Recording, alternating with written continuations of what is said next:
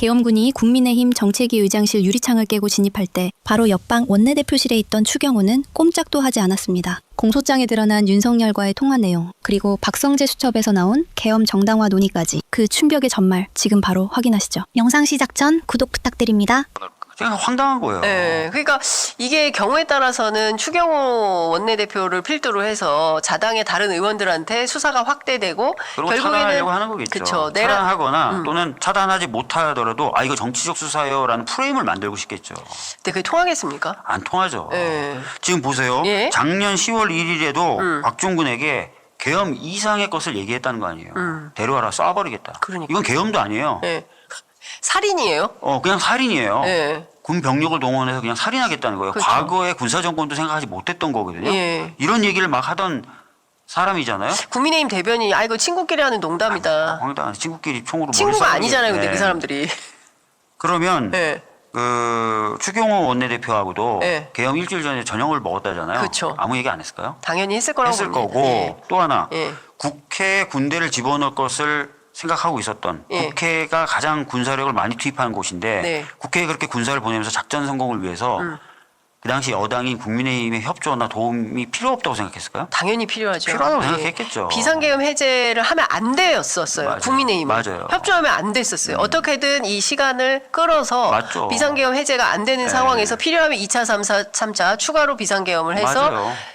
민주진영 혹은 민주주의를 하려는 모든 사람들을 다 그렇습니다. 잡아가두려고 했던 거 예. 아닙니까? 예. 그러니까 사실은 아무리 바보라도 네. 내가 국회를 봉쇄하고 그다음에 그래서 계엄 해제 표결을 막으면 네. 이 계엄이라는 것은 순조롭게 진행된다고 생각하는 상황에서 네. 그 역할을 해줄 수 있을 만한 자당의 원내대표를 불러서 저녁을 먹으면서 계엄 며칠 전에 네. 얘기를 안 했을까요? 저는 100% 했다고 봅니다. 100% 했죠. 네, 100% 했다고 봅니다. 준비해. 400%죠, 400%. 400%. 예. 야, 안 하면 너한테 총 쏴버린다 이러지 않았을까요? 너도 총 쏜다. 너 네. 머리에 총 쏴버릴 거야, 너 협조 안 하면. 이렇게 오히려 얘기하지 않았을까요? 저도 그랬을 것 야, 그리고 같습니다. 협조할 거지? 오케이. 자, 네가 싫어하는 사람 이름 대봐. 이것도 써줄게. 같이 쏴줄게. 네. 아니 그리고 그 전에 추경호 원내대표가 뭐 20억 수수설 이런 거 있었잖아요. 공천 관련해서 그러니까 여러 가지로 약점 있는 사람들을 찍어서 직위원 판사도 그 안에 포함된다고 저는 개인적으로 생각을 하는데 이렇게 해서 선수로 내세워서 뭔가를 도모하려고 했던 거 아닌가.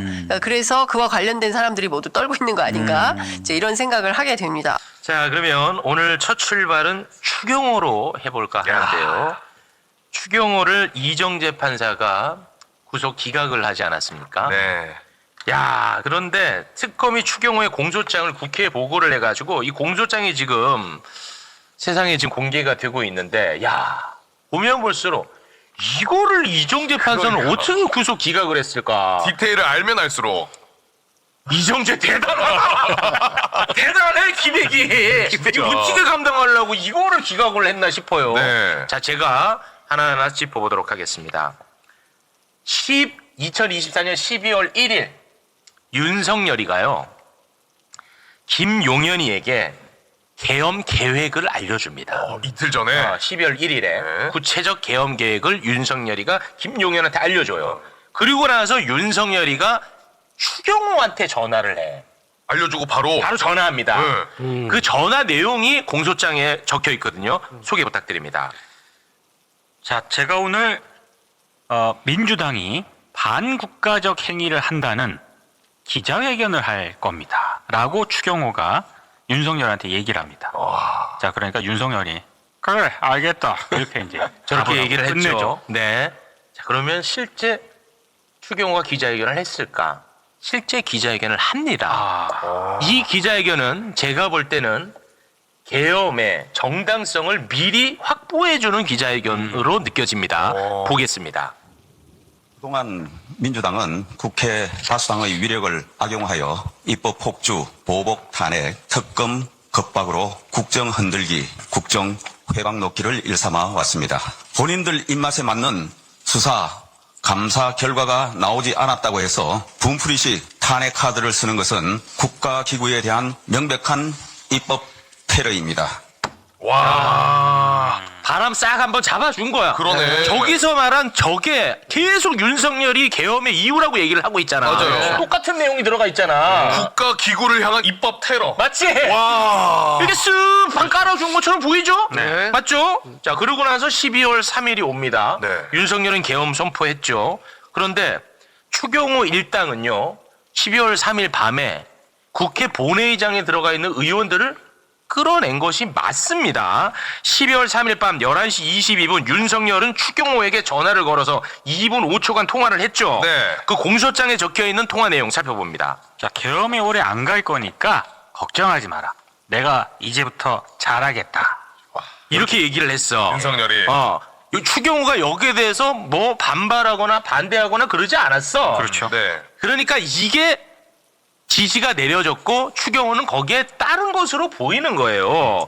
자, 그리고 12월 4일 0시 3분에 추경호는 국회 본회의장에 들어가 있는 한동훈에게 전화를 거는데요. 전화 통화 내용 소개 부탁드립니다. 자, 한동훈이 추경호에게 어떻게든 본회의장으로 좀 넣어주시면 안 되겠습니까? 라고 얘기를 하니까 추경호가 민주당 의원들도 있고 공개된 장소인데 아래층에서, 그러니까 원내대표실이 얘기하는 겁니다. 아래층에서 상황 정리하고 투표 결정되면 올라가도 되지 않겠습니까? 이렇게 얘기를 하는 그러면서 이제 거죠. 계속 내려오라고 하는 거야. 네. 근데 한동훈이는 자기가 지금 죽게 생겼는데 못 내려가잖아. 꼼짝을 안 하는 거야. 본회의장에서 그러자 본회의장에 있던 신동욱 의원이 한동훈을 계속 끌어내려고 합니다.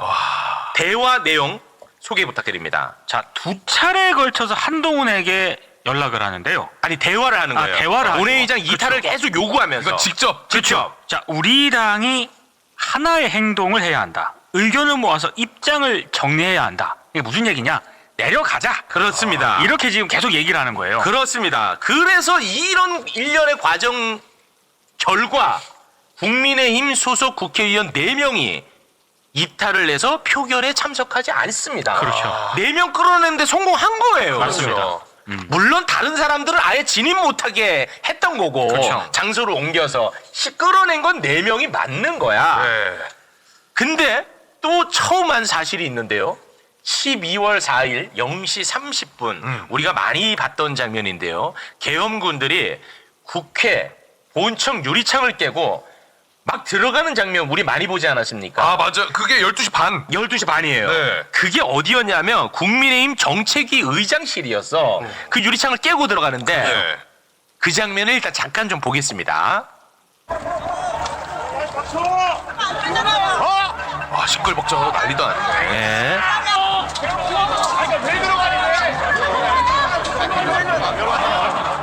근데 정책위 의장실 유리창을 깨고 들어갔다고 네. 계엄군이.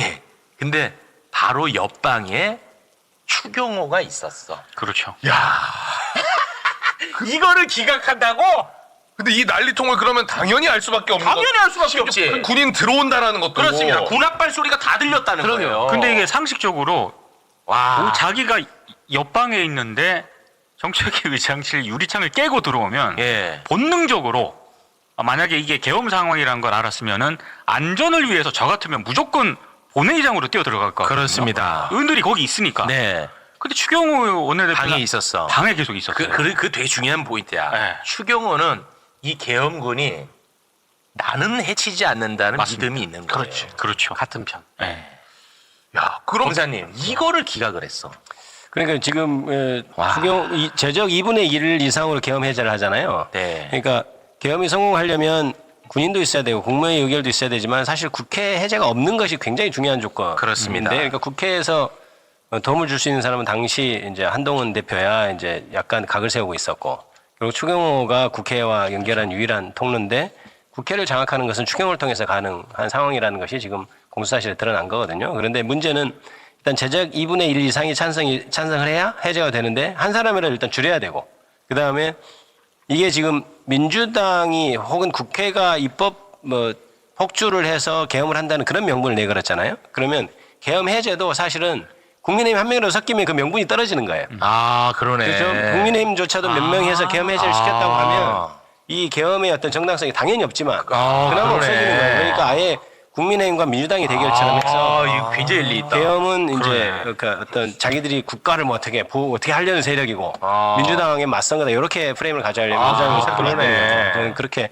보고 있죠. 그러니까 이미 저 정책위장실에 창문을 깨고 들어가는 것도 중요하지만 사실은 이전부터 그러니까 윤석열이 술 마실 때마다 계엄해야 되고 뭐 이런 얘기 했다는 거 아니에요? 그렇습니다. 그러면 추경호하고도 이미 다 얘기가 다 됐던 것인데 그렇게 그게 보이잖아요. 어떻게 영장을 기각한다는 게 말이 안 되죠. 네. 그리고 추가적으로 국민의힘 의원들이 없이 민주당 의원들만 있으면은 군인들이 손쉽게 싹 다 끌어내면 되는 건데. 목에 수고하게 하죠. 그렇죠. 국민의힘 의원들은 끌어내면 안 되고 얼굴을 잘 모르니까 그렇지. 구분을 확실하기 위한 목적도 있었을 거예요. 본회의장은 다 민주당, 네. 다른 데는 국회. 네, 마음 놓고 끌어내게. 그래서 그 예결위 장으로 처음에 모이라고 네, 했었잖아요. 맞습니다. 네. 근데 그것도 좀 뭔가 불안했나 봐. 그래서 이제 당사로 이렇게 옮겼던 건 아닌가 하는 의심도 할 수 있습니다.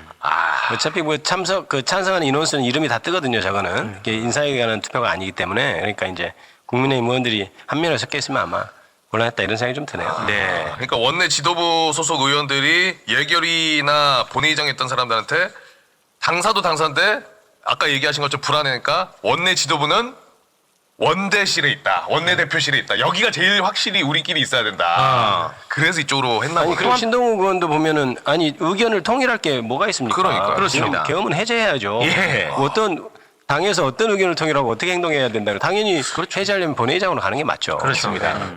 내란 특검이 지난해 12월 3일 윤 전 대통령이 추경호 당시 국민의힘 원내대표와 통화해 비상계엄의 자발적 조기 해제를 약속하며 협력을 요청한 사실을 파악했습니다. 특검이 국회에 보고한 공소장에 따르면 당시 추 전 원내대표와 원내대표실에 함께 있던 의원들이 국회 본회의장에 있는 국민의힘 인사들을 밖으로 나오라고 유도했고 본회의장으로 와달라는 한동훈 전 대표에게도 이탈을 요구한 것으로 드러났습니다. 구승은 기자입니다. 12.3 비상계엄 선포 1시간쯤 뒤인 밤 11시 22분 윤석열 전 대통령이 추경호 전 국민의힘 원내대표와 2분간 통화하면서 계엄이 오래 안 갈 거니까 걱정하지 말라.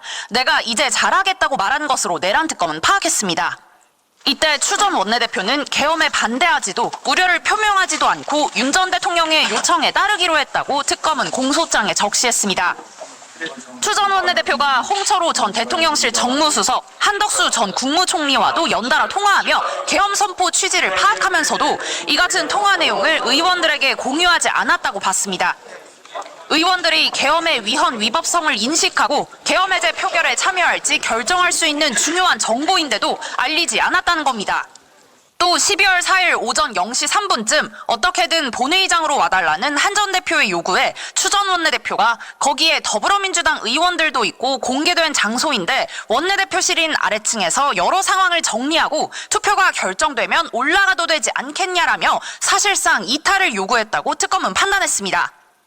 한 전 대표가 계속 본회의장을 떠나지 않자 원내대표실에 있던 신동욱 의원은 두 차례에 걸쳐 한 전 대표에게 우리 당이 하나의 행동을 해야 한다. 의견을 모아 입장을 정리해야 한다며 다시 이탈을 요구한 사실도 파악됐습니다. 그 부근에 12월 4일 10시 45분 국회 본회의장 장면이 공개가 됐습니다. 사진 하나 보고 가겠습니다. 자, 이 사진이 공개가 됐는데요. 계엄 해제 요구한 표결에 참석하지 않았던 국민의힘 의원 한 명이 눈에 딱 들어옵니다.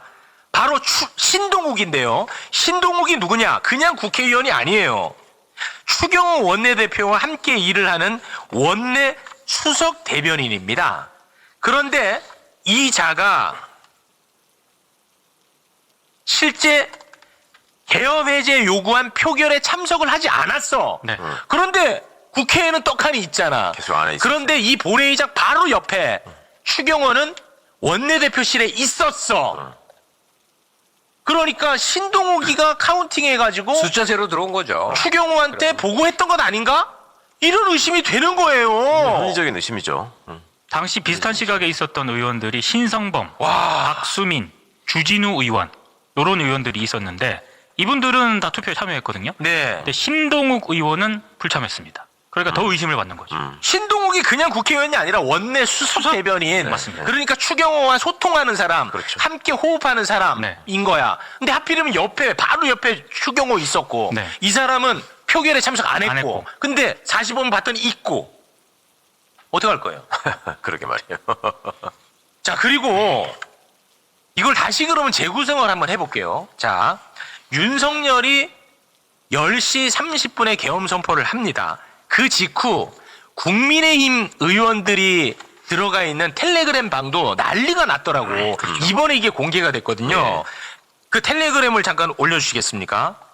이걸 봤더니 국민의힘 의원들도 난리가 난 거야. 야, 우리 본회의장 가야 되는 거 아니냐. 이 계엄은 말도 안 됩니다. 이거 지도부가 빨리 나서서 이거 진화해야 됩니다. 우리 이거 빨리 국회 가가지고 이거 빨리 중단시켜야 됩니다. 난리 났어. 그런데 추경호 원내대표는 여기에서 말을 한마디도 안 해. 맞습니다.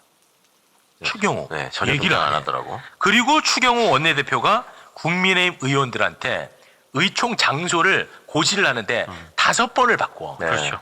계속 혼선을 줘.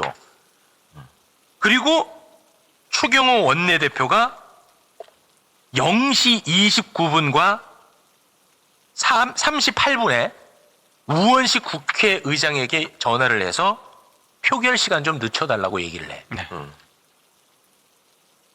이 딱딱 맞아떨어지잖아. 어떡할 거예요? 나는 이제는 이 추경호 큰일 난 것 같은데. 아니 그러니까 추경호 의원이 지금까지 계속 몰랐다는 거 아니에요? 네. 사전에 계엄 몰랐다. 계엄 발동을 몰랐다는 거 아니에요? 어떡할 거야? 큰일 났어. 그럼 윤회 입장에서 돌아가 봐. 국회를 지금 해산시키는 전체 공작 과정에서 자당 의원 중에 믿을 만한 사람에게 여러 가지 정황의 정보 보고를 하라고 얘기하지 않는 게 너무 이상한 이상하지. 거 아닙니까? 근데 한편으로는 다 얘기할 수는 없어. 왜냐? 그러니까. 한동훈의 기회 들어갈 수도 있거든. 그렇죠. 그렇기 때문에 보안은 지키면서 누군가에는 반드시 얘기를 했어야 되지 않겠습니까? 그러니까 이 내란의 공동 정범 가운데 국힘 의원들을 빼놓을 수는 없는 거예요. 핵심이기 때문에 국회 해산이. 네. 근데 추경호가 가장 이제 의심스러운데 추경호조차도 단독으로 행동할 수가 없다고. 분명히 어떤 일군에 팀이 있었단 말이에요. 지금 네. 저 사진에 포착된 뭐 신동욱이라든지 더 있었을 거라고. 근데 190명이 표결에 참여했다는 건 국힘의원 10몇 명도 동참했다는 얘기인데 18명 동참했습니다. 내부적으로도 의견이 갈려 있었던 건데 네. 표면적으로 당대표 한동훈은 계엄 막아라 이거였던 거 아니에요. 네. 그러니까 내부적으로 자기가 믿을 만한 사람들에게 윤회 하명이 다 있었던 거고 계속된 소통이 있는 거죠. 아니 그리고 그냥 무작정 우리가 추정하는 게 아니라 그간에 추경호가 보인 모습이 있잖아요. 네. 그러니까 한동훈 꼴 보기 싫으면 추경호만 불러가지고 밥 먹이고 술 먹이고 한 게 여러 번 있었잖아요. 그리고 한동훈이가 뭔가 용산에 대해서 배치되는 얘기를 하면 그 자리에서 면박을 주고 뒤집는 게 항상 추경호였고. 예. 그래서 저 사람 왜 저러냐라고 했을 때 추경호는 윤 정부에서 출세한 사람이에요. 네. 관료 출신인데 경제부총리를 윤 정부에서 바로 맡았고 끝나고 나서 또 원내대표가 됐고 가장 잘 나가는 사람이죠. 어떻게 보면. 네. 근데 이 말씀도 조금 그렇긴 합니다만 수준이 낮은 얘기긴 합니다만 윤이 검찰에 있을 때부터 학벌을 되게 따지거든요. 올해 지가 서울대 나왔다고. 근데 추경호가 고대 경영학과 출신이에요. 그런데 TK라는 이유만으로 윤의 신뢰를 산 것 같아. 여기는 믿을 만하다. 그리고 일을 시켜보니까 시키는 대로 하더라. 그다음에 신동욱이라는 사람은 족보에 TV조선 앵커를 달고 있잖아요. 그러니까 합이 맞았을 수 있고 이게 참 불행한 일이긴 한데 이분들이 의심을 받아도 충분할 만한 행동을 그 전에 해왔고 그 간에 출세해가는 과정에서 윤과의 관계가 남다를 났기 때문에 네. 이거는 본인들이 분명히 해명해야 될 일이라고 생각합니다.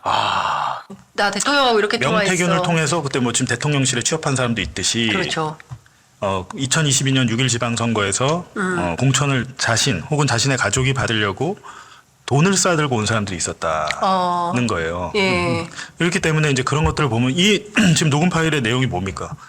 예전에 그 조성재란 분이 대구 시의원이었어요. 네. 달성 군수에 나왔어요. 그때 당시에 20억을 주고 예. 공천원금을 주고 예. 출마를 했는데 무소속으로 나온 사람한테 떨어진 거예요. 그러니까요. 그건 2018년 일이니까 야 근데 이 사람이 옛날에 그러니까 돈이 많으니까 야 이번엔 한 30개 40개 40억 받아가지고 예. 일부는 뭐 추경호 쪽에 주고 예. 나머지는 우리가 갖자 뭐 이런 내용입니다. 이게. 그렇죠. 이게 앞뒤 내용을 잘 못 그러니까 녹취는 짧은데 네. 설명 자료가 길잖아요. 길어요. 예. 근데 말로 하면 편해요. 예. 이 조 씨가 돈이 많은데 예. 옛날에 돈 내고 안 됐는데 이번에 돈이 많은 사람이니까 이번에 좀 더 뜯어가지고 네. 나눠 먹자. 명태균과 이제 뭐 박재가 그런 얘기를 했다. 이런 겁니다. 근데 실질적으로 이루어졌는지 안 이루어졌는지 확인이 되지 않기 때문에 이게 만약에 똑같은 내용이 홍준표 그 측근님 박재기 씨의 육성으로 나왔다면 얘기가 좀 달라지죠. 예. 그 부분이 있습니다. 예, 그렇군요. 근데 지금 뭐 이런 거잖아요. 뭐 성사가 됐는지는 모르겠지만 이 자체로는 2018년도에 줬다. 그래서 이 내용도 있어요. 녹음 파일에 보면 이 그 조성재, 그렇죠. 조성재죠. 그 조성재 추경호가 조성재로부터 그 선거 때 받았기 때문에 이번에 안 주면 딴 사람이 먹었다고 의심할 수 있다. 그렇기 때문에 이게 좀 입막음용이 필요하다. 그래서 10개를 추경호한테 줘야 된다. 이런 내용도 포함이 돼 있어요. 그러니까 과거에 받았던 내용이 그 인지돼 있기 때문에 조성재가 이런 얘기를 한 거 아니냐는 근데 거죠. 통상적으로 추경호는 그때 초선 아니었습니까? 그러니까 저도 조금 의심. 초선이잖아요. 근데 뭐 재산이 그게 증액이 만약에 돼서. 사실이라면 네. 확인되지 않습니다. 네. 만약에 사실이라면 20개를 받아오잖아요. 네. 혼자 못 먹습니다. 상납을 했을 거 아닙니까? 만약에 그게 사실이라면. 네. 그렇다면 왜 그렇습니까? 안전장치를 마련해야죠. 초선. 나눠 먹어야 돼서. 예를 들면 뭐 4선 5선 베테랑 정치인이라면 모르겠으나 자기도 불안한데 자기 초보 아닙니까? 신입 아닙니까? 신입이 그런 일을 과감하게 할 수 있다는 건 좀 뭐 납득이 되지 않는데 그래서 그 홍준표 시장 측근 얘기가 나온지 모르겠습니다. 그때처럼 이번에도 가져와서 나누자. 뭐 이런 얘기가 있었겠죠. 왜냐하면 그 달성 군수라는 자리가 그 추경호 의원 지역구인가 봐요. 그럼 네. 지역구 의원이 통상 시의원들, 기초지자체 의원들 다 어떻게 보면 공천권을 사실상 갖고 있잖아요. 네. 정확히는 그 시도당에서 하지만 형식적으로는 시도당이지만 그 기초 의원, 지자체 단체장들은 그 해당 지역의 국회의원이 갖고 있기 때문에 네. 나눠줘야 된다. 그 얘기를 한 거겠죠. 근데 물론 그게 실행이 되는지 뭐 전혀 알 길은 없습니다. 네. 네. 그런데 이분이 이제 국회에 들어온 지는 꽤 되는, 2016년에 들어와가지고, 계속 그 국회의원으로 활동을 했기 때문에, 근데 그 과정에서 나눠 먹었다면 어디까지 나눠 먹었는지 이것도 진짜 의혹의. 근데 16년에 뿌리가- 뭐 보궐로 들어온 모양이네요. 그러면 그러니까, 예. 18년에 또 이제 재선이 된 건데, 사실상 그래도 사실상 뭐 보궐로 들어왔기 때문에. 네. 네. 그러니까 어쨌든 1.5선이네요. 그때 당시 1.5선. 그러니까요. 근데 어쨌든 추경호 원내대표 실명이 나왔다는 것은 국민들한테는 상당히 그 충격적인 것이고, 물론 본인은 이렇게 해명을 하고 있습니다. 그 유산 관련해서 징여받은 거다. 그리고 또 하나는 그 문재인 정부의 부동산 정책 때문에 집값이 많이 올랐다. 그러니까 두 가지 요인 때문에 재산이 늘어난 것이지 뭐 부정한 돈을 받은 것은 아니다라고 해명을 하고 있습니다. 수사하면 다 나옵니까? 하루면 나옵니다. 하루면 나와. 진짜 저한테 그 수사권 주시면 제가 한 3시간 만에 밝힐 수 있어요. 3시간 만에. 예. 3시간 만에. 그 왜냐면 계좌 영장 그거 받으면 찾아보면, 예. 예를 들면 이제 조우영 같은 애 있잖아요. 대장동 장모. 예. 얘가 맨날 하는 얘기가 뭐냐면 집에 그냥 차곡차곡 모아둔 현금 10억이 있었다. 뭐 이런 식이에요. 우리 집에 돈의 출처를 밝힐 수가 없으니까 이것 해서 이거 뭐고 이것 집에 무슨 10억씩 갖다 놓은 사람이 어디 있습니까? 사실상. 네. 검은 돈은 대부분 그렇게 쌓아놓죠. 은행에 못 넣어놓죠. 그러니까요. 예. 계좌가 압류되고 하니까 예. 압수수색 예. 계좌 영장을 받고 하니까 통상적으로 근데 지금 이분이 장롱 국회의원 열면 4년 뭐 동안 현금이 20억 나오고. 재산이 그렇죠. 늘었다고 했잖아요. 네. 유산을 받았으면 실질적으로 그거 해보면 되겠네요. 유산을 그 상속 받아서 매각해가지고 그 돈을 한 건지 아닌지는 네. 국세청에 그 뭐 상속세금 뭐고 다 냈을 거 아닙니까? 그럼 그걸 자기가 입증하면 되겠네요. 네. 그러니까요. 근데 어쨌든 지금 뭐 해명 자체가 납득되는 것은 아니다라는 생각은 저도 듭니다.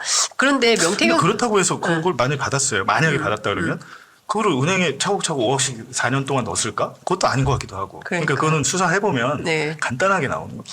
그러니까 수사를 안 해서 문제죠. 그렇죠. 내란 당일 밤 추경호는 반대도 우려도 없이 윤석열의 요청에 따랐고 한동훈의 본회의장 복귀마저 막아섰습니다. 그런데 이종재 부장판사는 이 자를 기각으로 풀어줬습니다. 대구시장 자리가 아니라 피고인석이 그의 자리입니다. 구독과 좋아요, 알림 설정까지 부탁드립니다. 지금까지 진보청년 리포트였습니다.